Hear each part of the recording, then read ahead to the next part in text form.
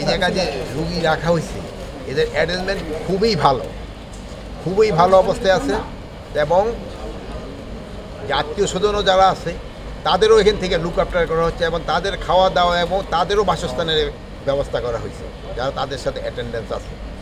Plus এরা 22 না 23 জন patient মানে যারা এই হসপিটালে অথরাইজ না বাট সিভিল তাদের নিয়ে আসছে, এর মধ্যে ছাত্র রয়েছে এবং বিভিন্ন পেশায় কর্মরত লোক তাদেরও এখানে আনা হয়েছে।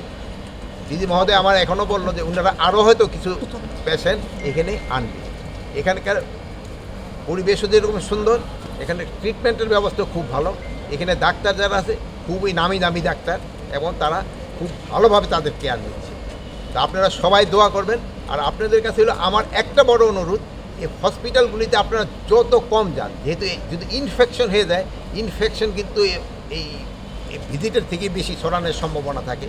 তা আপনারা একটুখানি পেশেন্টের থেকে দূরে থাকার চেষ্টা করবেন। যারা অ্যাটেন্ডেন্স তারাই শুধু যাবে। আর আপনারা এগার জন্য দোয়া করবেন।